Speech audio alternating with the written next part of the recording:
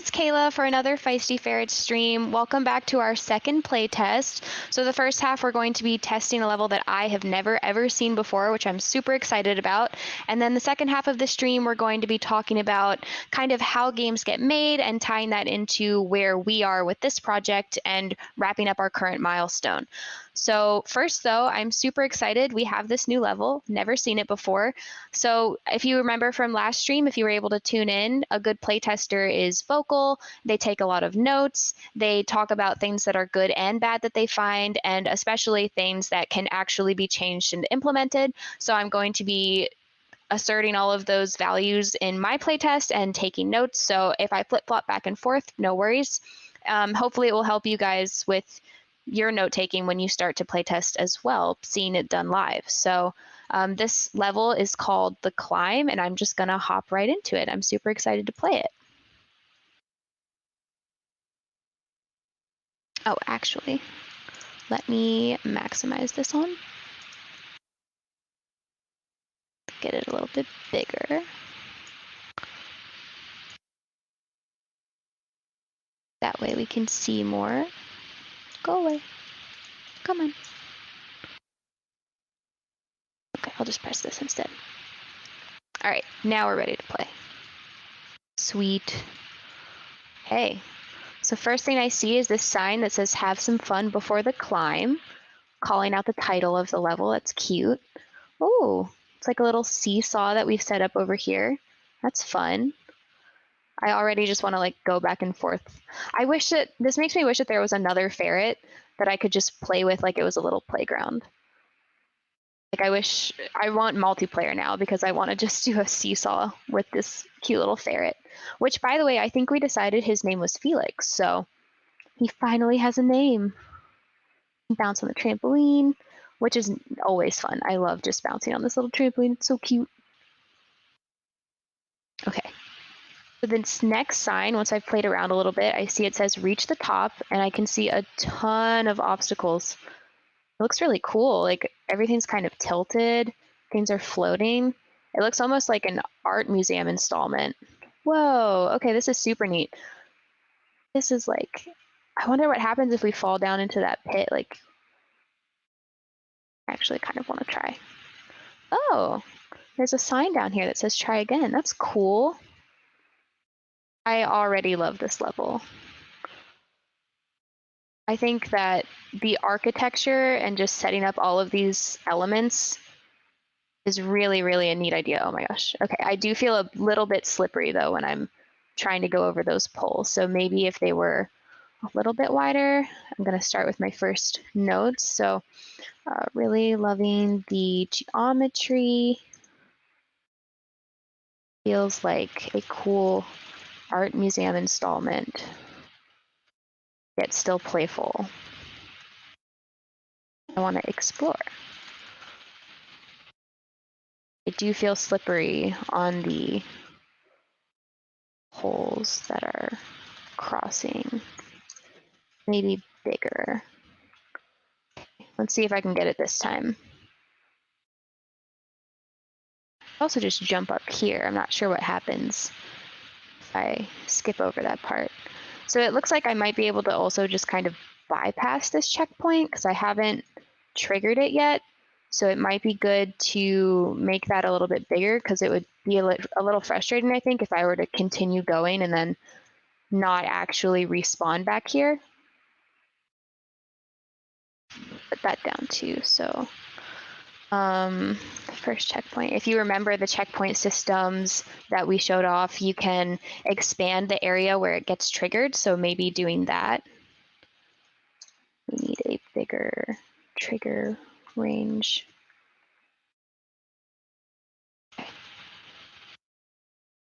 Ooh. Ooh, adding the trampolines over here. Nice. I really love how this use of like empty space and just floating things, like things don't have to be, like it's just really whimsical to have things floating around. It's very Alice in Wonderland to me. Oh, wait. Oh my gosh, this is so cute. Whoa, cool. All right, so I can't go back to play with it more, or can I? Okay, I see. It's just kind of shooting me over there if I correct. But I'm kind of curious what happens if I like, can I push it over? It really wants me to stay there. Okay. It's like, no, you are past this. That's fine. It's just so wobbling. Like, I love that. Oh, this is cool too. I really love how tilted these are.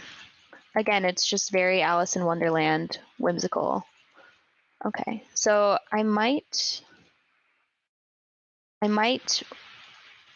with the tilting, it's like I'm falling down on it because there's gravity involved. And if I'm moving, I don't think I can jump as well. So that just might be something with the ferret controller.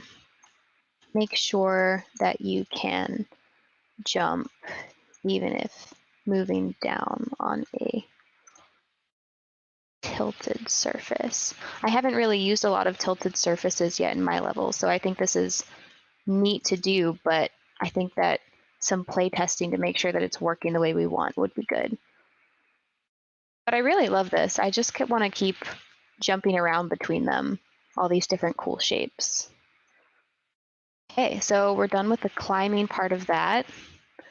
And now, okay, this is going to be the real challenge. I feel like an acrobat up here. Like I have to walk on the tightrope walk. Oh, okay, that wasn't actually as difficult as I thought it would be. But this does feel very much like a little circus area, which I love. This is such a creative way, too, to use these archways. I never even thought about putting them sideways and having them be something you just climb over.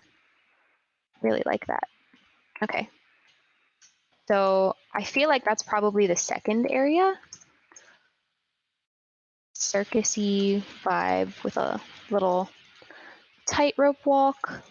It looked like it was going to be difficult, but I might even make it longer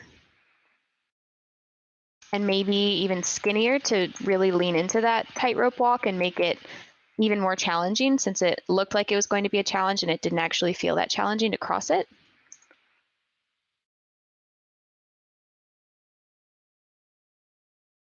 Make crossing more difficult. Very creative use of the archways. Okay. Now we have to jump to the pit. Oh my gosh. Oh my gosh, this is so cool. Oh, it's like a diving board. This is such a circus feel. I'm scared to jump, but oh my gosh, that's so cute and fun. Wow. This has even more balls than my ball pit had. I'm very impressed. That was such an awesome moment. I love that so much. So I think I can jump out of this pit too and just kind of run around. There's a toy over here that I feel like playing with. I don't think it'll do anything. I think it's just kind of there to play with, but if I jump off of that, can I still reach back to it? Maybe? I assume that's the purpose of having this here. Can't push this. I feel like I should be able to push it closer. All right, let me make some more notes before I forget. So jumping into the pit was so cool. So it really, yeah, just leaned into that circus vibe even harder.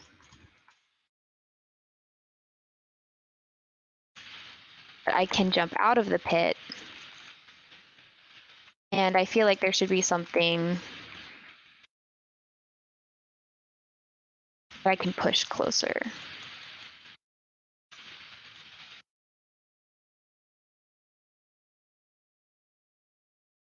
That way I can jump up more easily, because I don't see, oh, I guess I can just jump right up on there. That's good. It might be more fun then if this pit were brought up a little bit. And then you have to, if you decide to go explore some more, have that little extra moment of pushing something closer to jump up onto it instead of just being able to jump right back in. I'll put that down too. Make the pit deeper. That could also help with kind of being able to play with the balls a little bit more, because right now, if you see me running around, they're all just kind of like on the surface and there's not really anywhere for them to go. But if it was deeper, then I might be able to tunnel down a bit more maybe and have even more fun just pushing them around. That I can with the balls more, and there can be an added moment of pushing things in the exploration area to get back to the pit.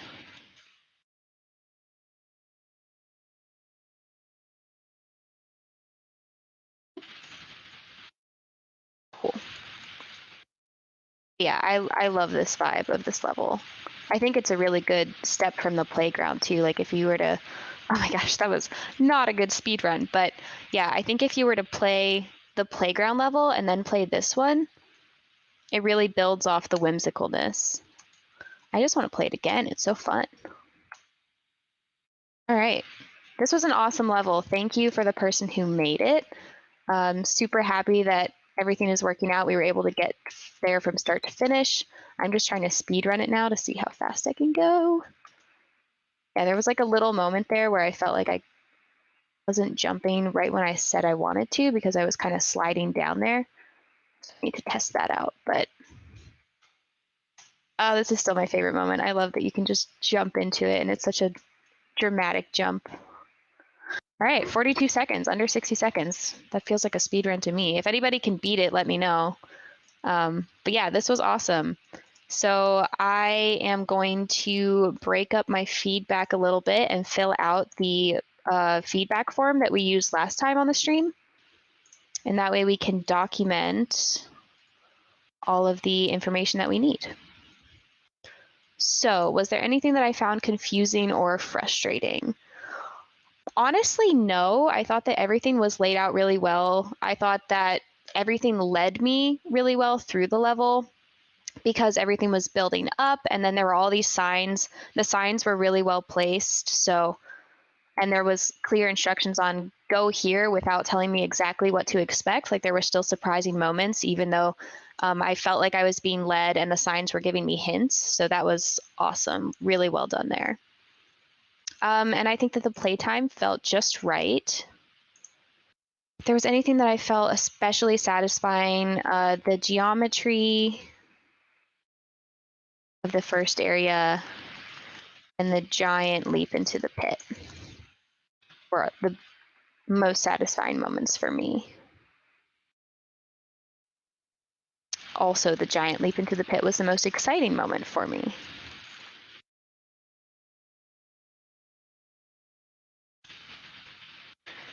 The most challenging moments of the experience, I think probably that initial little crosshatch section of poles. I felt like I slipped off of them a little bit, which honestly isn't a bad thing, especially since there was multiple paths that I could have taken. But I felt the challenge of I want to be able to cross this.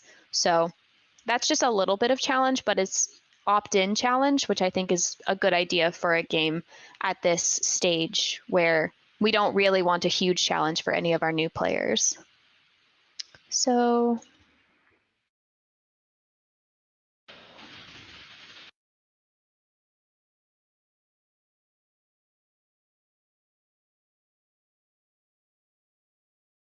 I didn't run into anything that felt obviously buggy to me, except for that seesaw place. I kept getting jerked back to the checkpoint, even though I could still jump over there sometimes. So I wasn't really clear, like, where am I actually being pulled back to this checkpoint? But that didn't really feel buggy to me. It just felt like, okay, I need to move on from this part of the level and not backtrack as much.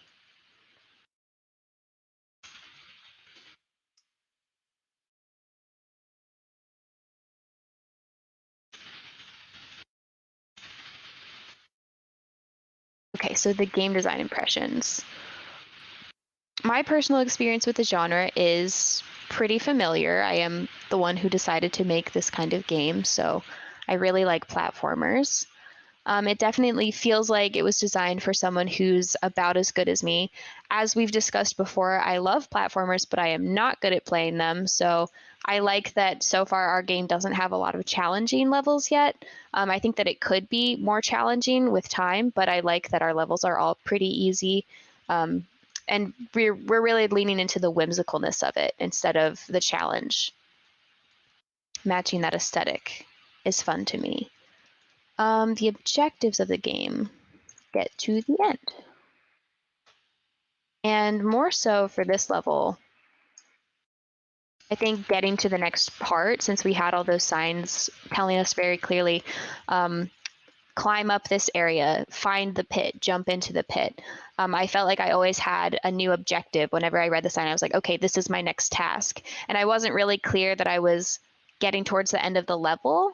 So actually, I would say for this level specifically, the objective was more so get to the next area. And I would even call it like a little milestone or a task in the game. I felt like I was taking on a little quest, like get to this part.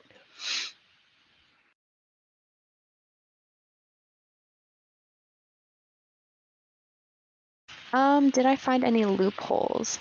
I didn't. Maybe if I kept playing around with jumping down into areas and things like that and pushing on things, seeing if anything was broken, I might have. But if I was playtesting this really, really in depth, that would be my job, right? Is to push the boundaries of everything in the game, see if there's anything that the designer overlooked, see if there's anything that, even if it overall works and you can get from start to end, finding all of those little bugs, that takes a lot of time and a lot of effort of just pushing at every corner and crack that you possibly can, but I didn't find any in my playthrough, so that was awesome. My strategy for winning was following the directions of the signs.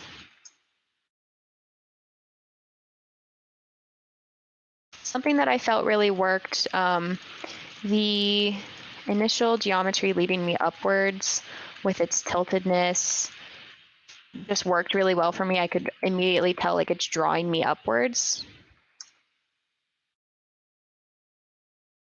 That was really cool. And the signs worked really well to me. I just felt like I had a good idea of what I should be doing at every moment. Something that didn't work really well, nothing really. I think maybe placing some of the toys randomly. I feel like if there's something in the level, then I should be able to do something with it. And there were some areas, just a couple spots where that wasn't necessarily true. I liked the beginning of the level where you were just playing with the things that were placed there. And the sign implicitly said, just play around before you start the climb. But I thought in the last area next to the pit, I really wanted to figure out what I was supposed to do with that little toy and the third seesaw. It's not that that didn't work well. I just felt like I should have been able to do something with them since they were placed there, and everything else thus far I had been able to interact with meaningfully. So, I guess the way I'll phrase that is, if toys are placed just for fun, make it clear as it was made clear in the first part. Otherwise, give them a purpose. And if there was something that I'd like to see more of, I really thought that the use of the archways as a path instead of something that you walk through was creative. So in future levels and in this level too, I'd love to see even more of that. Creative uses of set pieces in unexpected ways. My only other comment is great work. This was a super fun level and I had a lot of fun playing it. So great job to the designer. This was awesome. So now that we've play tested this, we'll be moving into the second part of the stream, talking just a bit about how games get made. So let's see, present this. So the reason that I want to talk to you guys about how games get made is because I feel like it's kind of a black box. Like, we have these release dates announced to us, we watch these trailers, but it's really unknown how the studios actually work, how that timeline works, what the people are actually doing at any stage, unless you're lucky enough to have developers that update you on every part of the project. Most of the time that's not true, and it's just kind of like a game is magic.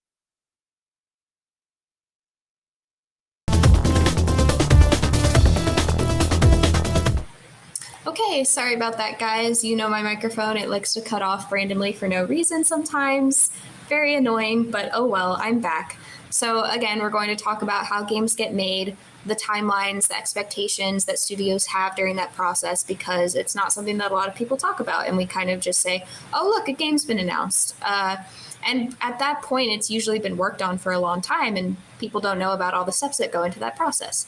And then we're going to talk a little bit about where our game is in that process and wrapping up our current milestone, which I will define briefly. So, who makes games? Basically, anyone or any group of people can make a game as long as they have time, skills, funding, and of course, motivation.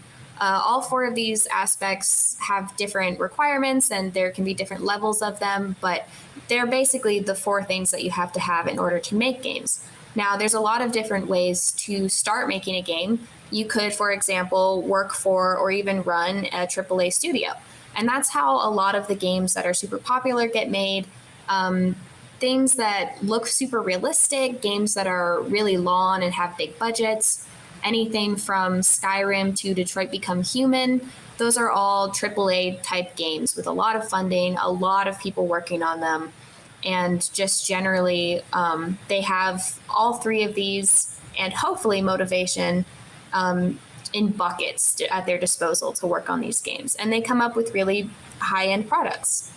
There's also indie studios, and while AAA has really high budgets, really high expectations for all of their products, indie studios are a bit of a spectrum because basically what indie means is independent from these big publishers. But it doesn't always mean completely independent. It can be a spectrum. So you might have some larger publisher involved in the process a bit. You might not have any involvement at all. Either way, you're going to have different expectations depending on how many people are working for you, the amount of skills that they have, the amount of money at your disposal. And for these studios, there's a lot of different ways that they can get funding and manpower as well. You could have someone who's a solo dev doing absolutely everything themselves, and maybe this is just a hobby project for them and they're not getting any money at all. So in that case, they would either maybe just be kind of relying on money that they've saved up for this time, or they could be crowdfunding, which is instead of asking a corporation for money to support your project, you're asking the public, are you interested in a game like this? If so, please give us money and we'll make a product for you. So that's crowdfunding versus having stakeholders, which are the people who are giving you money if you do work for a bigger corporation or something like that. And again, you could do all this by yourself. A great example of that is Stardew Valley. And I'm not saying that I recommend this because it is a very huge and daunting task. But for example, Stardew Valley was created in 4 years by one person completely by himself. Towards the end of the project, he did have a publisher come on to take over some of the tasks like marketing and running the website. But absolutely all of the development was done by himself. And none of it was crowdfunded. He was just kind of living with his partner, and they were collaborating together to make sure that the rent got paid and everything like that. But everything that he did was by himself. But it's a much more likely situation that you're working on a big team with lots of people, and you have to have some kind of funding to feed everyone, right? So there's all these different levels depending on how much you can pay people, how much you can expect from people, if it's their full-time job or not, if they're contract-based or if they're full-time, etc. All of these different things tie into making a game and who makes them. And the other question that is on everyone's mind when it comes to making a game is, how long does it take to make a game? It can vary extremely widely. I mean, Stardew Valley was by one person, right? And it took about 4 years of production time. Whereas other games can take as short as 3 months. For example, my Snow Painters game that's on Steam, we had about a team of 40 people, I think, of actual developers working on it. And we were able to finish that in 3 months. And that's a big range, right? If you think about the Elder Scrolls series, we've been waiting for another game from them for years and years, right? But the fact is that who knows how long a game will take, really.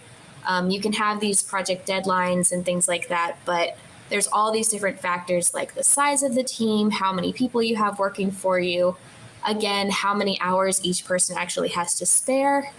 It's going to be different depending on if this is their full-time job, if they're working overtime, if they're just contract-based, if it's a part-time gig. Also, the skill of the team, because you can't expect everyone to work at the same pace, right? Some people will get tasks done slower, some people will get tasks done faster, and it also depends on how intensive each task is for each person. So it really depends on all of these things, as well as the size of the game, right? So let's see.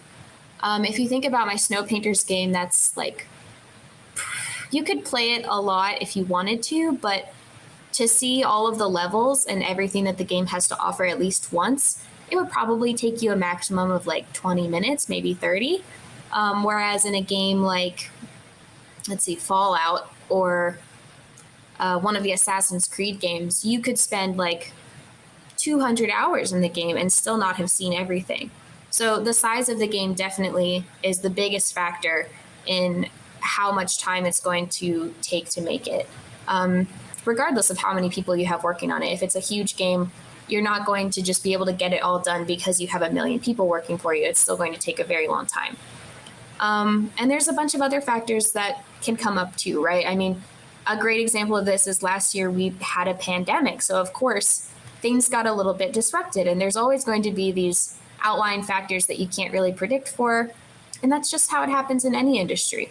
So it really varies how long it takes to make a game. But usually at the start of the project, you'll have an estimated timeline. And for each milestone, which again, we'll talk about in, I believe, the next slide, you'll have a certain amount of time for each one. And those can be pushed around a bit, but typically you'll have an estimate based on all of these factors and thinking about things that could come up that could disrupt this. You'll have a plan, basically. I just want to talk about crunch a little bit again. This is what happens when you look at all of these factors and you have an unrealistic expectation, right? So thinking that you can get some milestone done in a week, whereas you don't have the manpower, you don't have the hours, you don't have the skills on your team, it's just not going to happen unless you force your employees to basically work overtime and not sleep and not have any free time, which is bad, right? So we want to avoid things like that. So I've been saying the word milestone a lot. What does that mean? So it's basically steps in the game project timeline, right? So if we have a year to make a game, we don't just want to say it'll be done by the end of the year. What does that mean, right? So we have all these different steps that we take, and they have different names, and we set up these expectations for, at this step, we're going to have this done. At the next step, we're going to have this building off of the previous one, and those are all the milestones. These are typically used as check-in points to see how development is going, especially if you work for a big studio, and sometimes these can be used to determine whether or not a project actually continues to be funded, which is a little bit scary, but that's just, I mean, sometimes projects have to be canceled.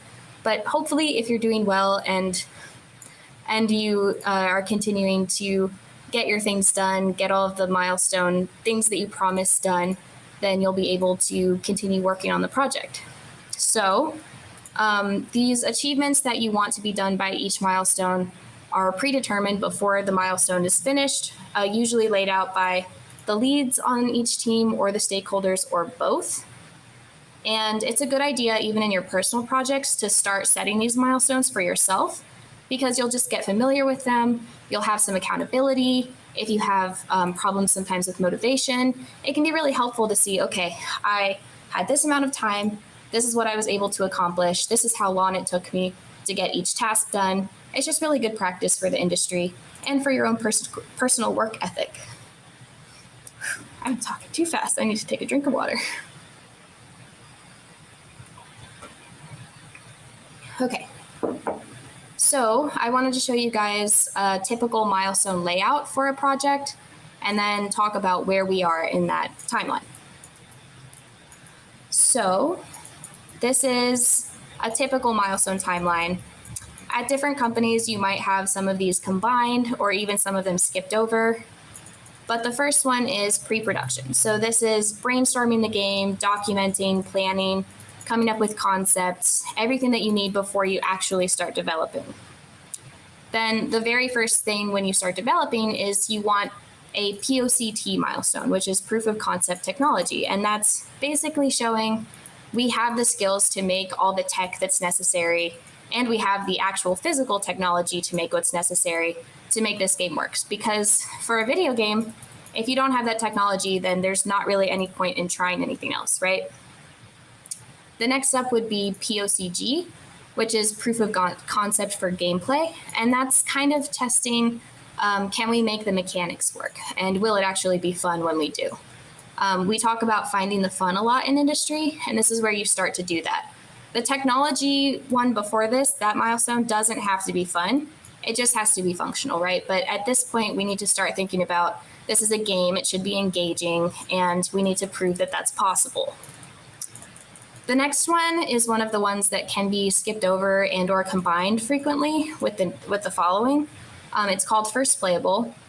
You should be able to play through all the levels from start to finish at this point, but they don't have to be done by any means. You can still have a lot to work on, a lot to polish, but just being able to get through the whole game from start to finish, even if it's really rough around the edges, is an important milestone to achieve for you to be able to see, like, okay, this is what we need to change. Maybe we don't want this part of the game, etc. And then we have vertical slice. Again, this can be combined sometimes with first playable or skipped over in general. This is often something that you'll present to stakeholders, like maybe you've done all of these previous tasks with your team before you even present this to someone to ask them for funding. And this would be the vertical slice that you show to them to say, hey, we've done all this work, we have this great idea, it's working out really well, and this is what you can play right now to get a really great idea of the full player experience within a short amount of time.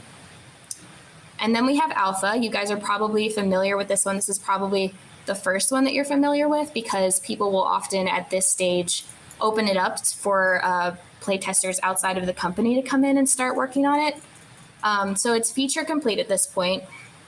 All of the mechanics are at least at a very basic level done. Like, we're not going to be adding any more. We're not going to be changing them dramatically. We might polish them, but it's feature complete is what that means.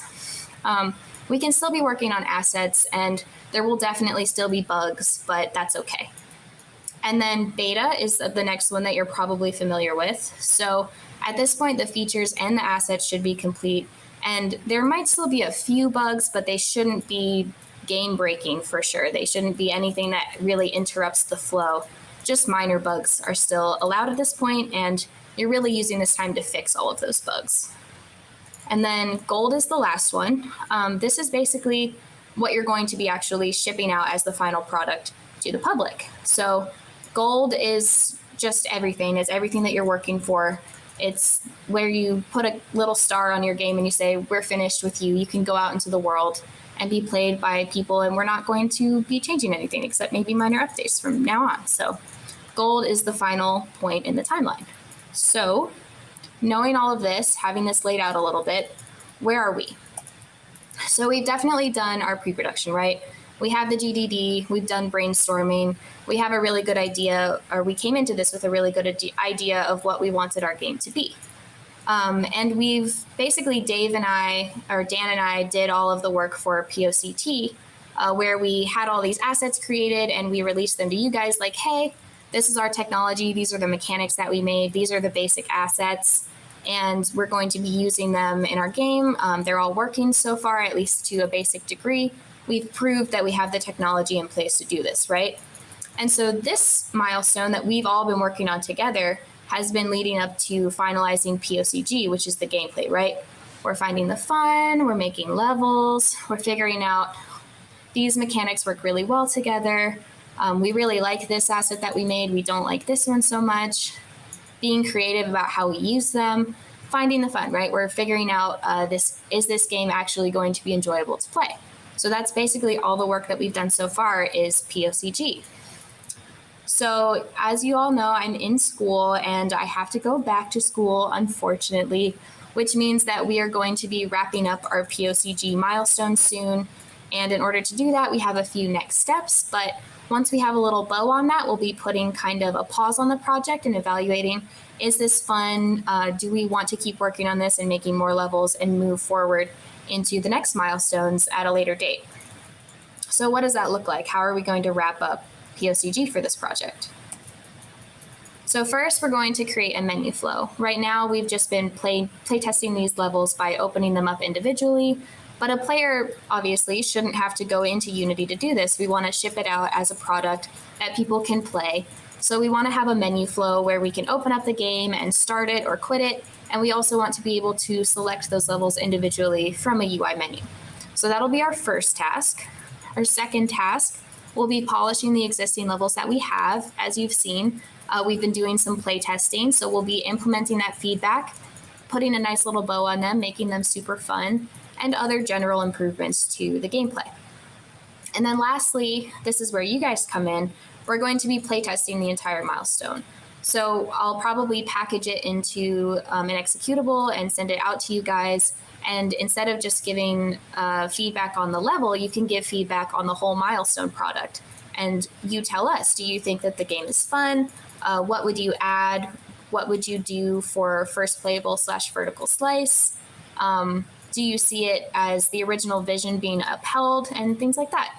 So that's what we're going to do for the next few weeks until we're done with POCG, and then we'll consider whether or not we want to continue moving forward into vertical slice.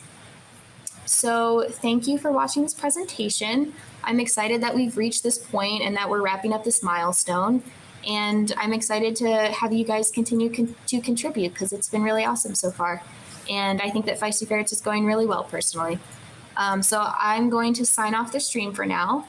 Hopefully you guys are excited for creating the menu flow. That'll be tomorrow's stream. We'll be doing a little bit of code in there, a little bit of UI explanations, and showing just a lot of how that works in Unity. So I'm excited for that stream. It'll be our first actual coding stream. So yay, I'm excited. I'll see you guys tomorrow. Bye.